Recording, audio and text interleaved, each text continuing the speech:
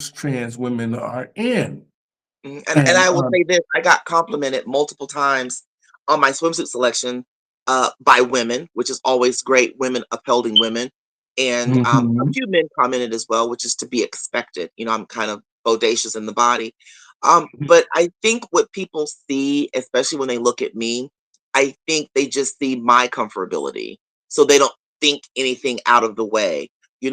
I know there's a great portion of trans women who like to live the stealth life. I just live the mhm, life that I have. And I think when I present myself in public, no makeup, no nothing, people look at me and they see auntie, grandmother, mother. So I think mhm. people look at me and don't give me a second glance. Whereas I Well, think sometimes some of my other sisters, be them younger or older, I think they put so much effort into their meticulous makeup and meticulous hair, that sometimes people look at them and think, wait a minute, they take that second look and then they start noticing things. Oh, that's a tall lady. Oh, mhm. it's got high, big breasts. They must be, implanted. Her, this looks this, that looks that. And then they start to figure things out. Whereas I think Mhm. I'm more of a plain Jane, so I just kind of float through society. That's what I like about being me, because when I'm not all done up, I like the fact that I can melt into society Well, and I just like how live. you look today for sure. You look like someone's auntie today for sure. So, Oh, well, look at this here. Oh, I tried to do it. She told me to try to keep it down, try not to do the drag thing, which I'm used to.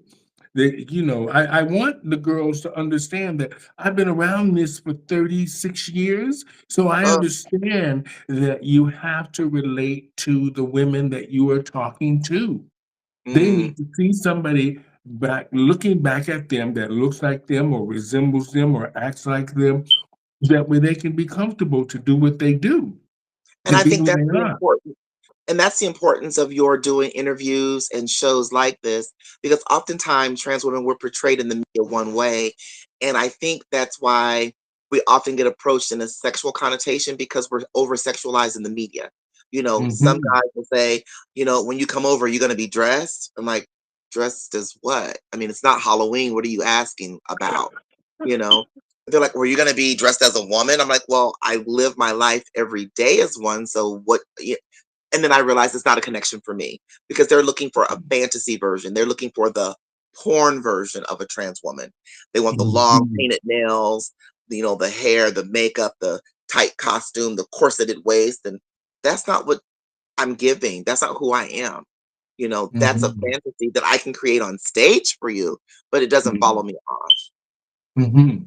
Well, I like the fact that you're just so open and honest. That's why I love talking to you, because you just make sense. And it's something that a lot of trans women should learn how to live their life a lot like the way you do yours. And the I fact think it that comes. I think it comes from. I'm sorry. I think it comes from an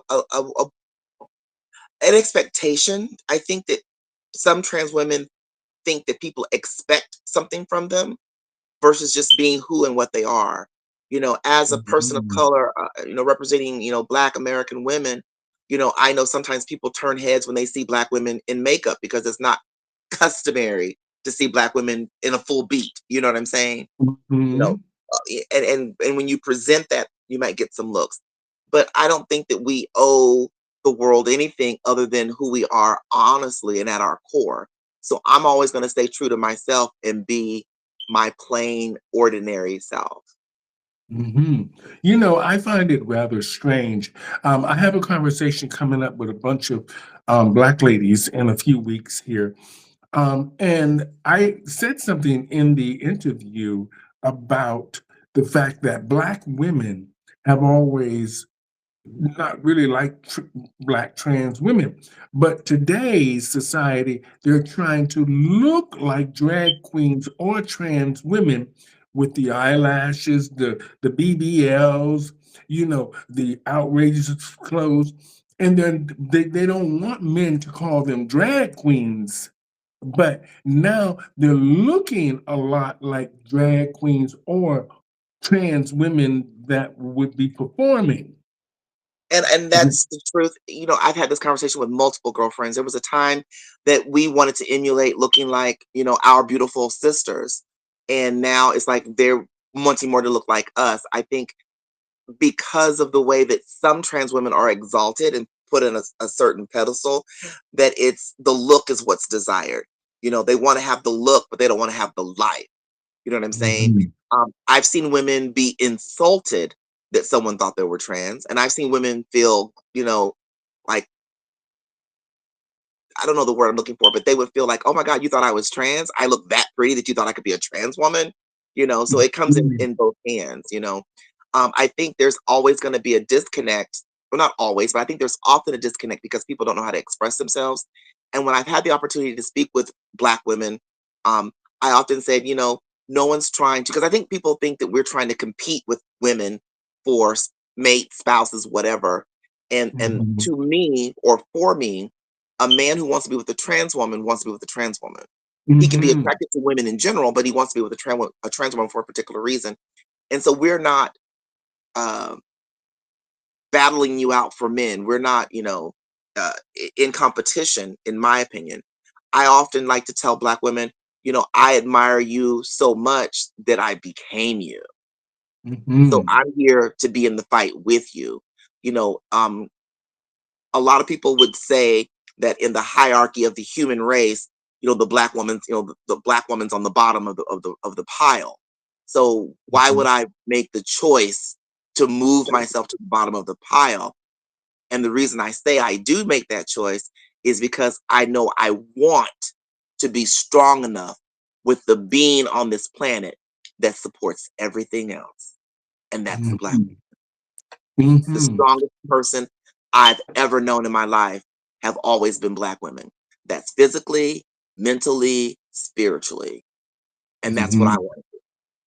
Well, that it's wonderful that you are a great example of and like I keep saying, an inspiration to us all because you've been there and you're still there and you're still educating and helping. And this is an amazing thing. And so hopefully somewhere down the line, the young people will watch this video 100 years from now and say, she really made sense. She's talking the way I feel, how I live my life. And this is what we want people to see, that we live everyday lives just like them. They just try to, like you say, sexualize it. And this is something that, yes, we have sex, but don't you have sex as well? Yeah, I think that if television and media showed more aspects of people in general, and I hate to break things down upon racial lines, but I think that's the easiest way to explain it. You can turn on the television show or on the TV right now, and by chance, you'll just flipping channels, you'll come across depictions of Caucasian families on pretty much every channel. And then after Hmm. a while, when you get to certain stations, like UPN or whatnot, you might come across a Black family. But then again, very rarely do you come across Asian families. Do you come across Native American families? I don't think I've ever seen a depiction of a Native American family ever on a television show. Hmm. you know and then you can get break it down to just anything, Jewish family, so on and so forth. So I think that being a creative person such as myself and being able to travel and express myself through travel and taking pictures of things to express that, I wish that I could hopefully inspire uh, those who write and produce those shows to produce more Hmm. shows that involve people like me doing very ordinary things that everyone else does, because it's not extraordinary. I didn't do anything that moved mountains. I went online, I ordered a flight, I flew over to Hawaii to visit my son and stayed in his home, walked around his neighborhood, got to see mangoes on trees that were this big and avocados that weighed 2 pounds. And no one thought anything. I mean, everyone was, hi, how are you today, ma'am? Every Uber driver. And it's not about being respectful. I think they just called me what they saw. I often tell people, Hmm. sometimes people discover you're trans, they all of a sudden say, well, what do I call you, ma'am or sir? I'm like, well, what? Call me what you see, you know? Hmm. So I think that That, go ahead. if we're I'm able to sorry. if we're able to see more positive lifestyles, we'll understand.